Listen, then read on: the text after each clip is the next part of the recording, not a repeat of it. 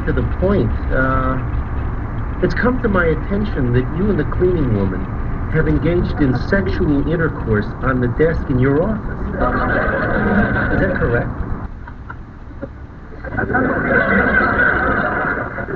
Who said that? She did. Was that wrong?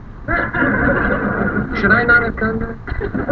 I tell you, I gotta plead ignorance on this thing, because if anyone had said anything to me at all when I first started here, that sort of thing was frowned upon.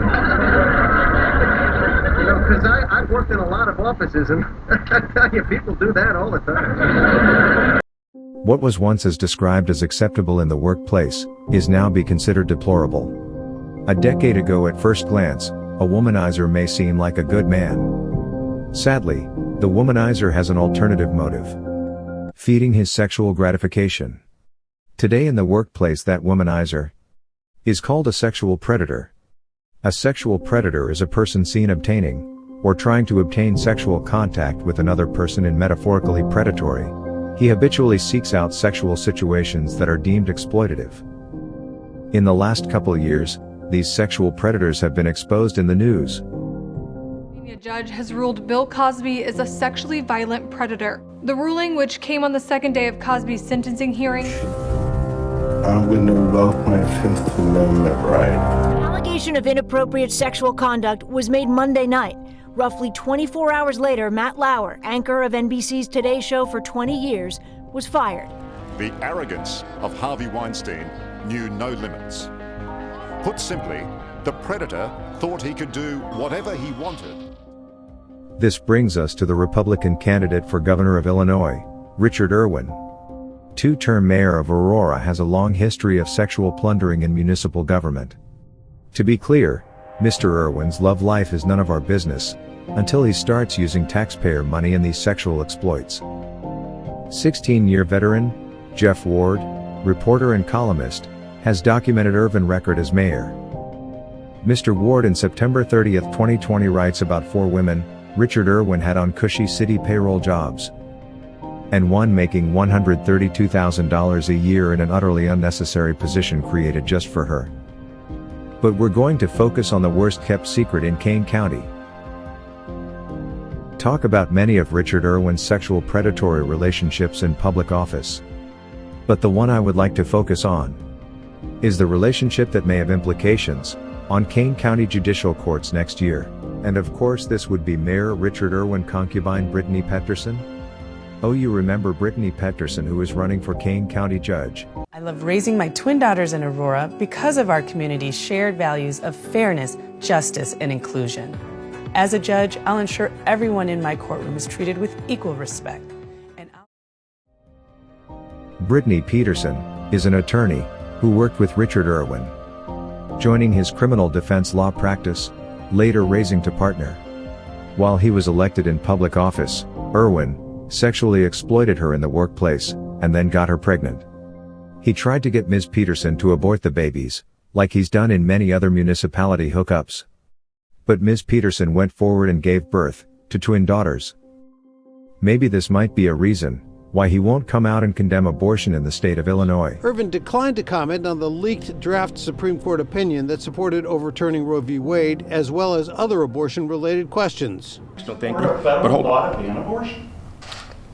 What we do in Illinois, you know, I'm running for governor of the state of Illinois. I'm not talking. To be fair, Richard Irwin plays a part of the out-of-wedlock twins' lives. He pays a reasonable amount of non-court-ordered child support. But guess who's paying the health insurance for these illegitimate twins? If you answered the city of Aurora, you were right. Understand, it is the right of any municipality's workers to put biological family members on their health insurance. But the question arises, how many children are on Mayor Richard Irwin's insurance plan from other predatory relationships? Here's the kicker though. Sources said Mayor Richard Irwin tried to work out his scheme to avoid paying her child support for the kids by funneling his criminal defense league fees to her from representing rapists, gang members, and murderers. So Richard Irwin is a pervert. So what? Where's the corruption? New revelations tonight about Republican gubernatorial candidate Richard Irwin. On Monday, WTTW News reported on a company that had donated big to campaign funds connected to the Aurora mayor and got lucrative city contracts and legislation. Aurora City Records, we found 2 development companies that had donated nearly $100,000 in 2 funds connected to Irwin and his former private practice law partner, Brittany Pedersen. Those firms stand to receive, all told, more than $30 million from Aurora taxpayers in the form of incentives and benefits. Now, Ms. Pedersen is running as a Democrat for Kane County judge.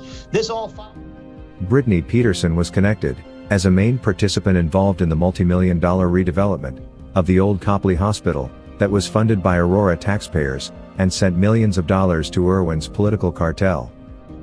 Irwin's ex-wife Crystal Irving also joined the public cash giveaway in that redevelopment. Found that Aurora mayor and Republican gubernatorial candidate Richard Irwin's ex-wife was hired by a company that's part of a project getting up to $15 million in Aurora City incentives. Let's set this up for viewers a little bit. So Crystal Rollins is Irwin's ex-wife. She was hired recently as Director of Business Development and Strategy for JTE Real Estate Services.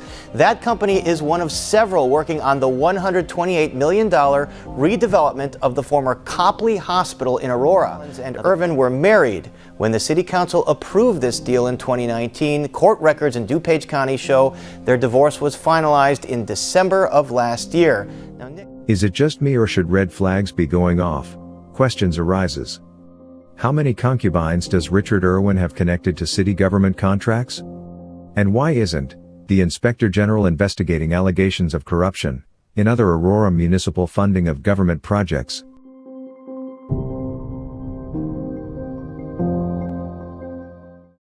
Hi, I'm Frank Coconati, and I want to make one thing perfectly clear today.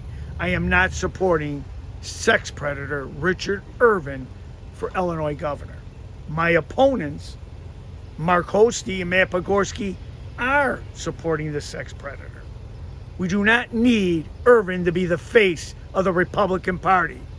Punch 122 Frank Coconati to bring integrity back to Illinois.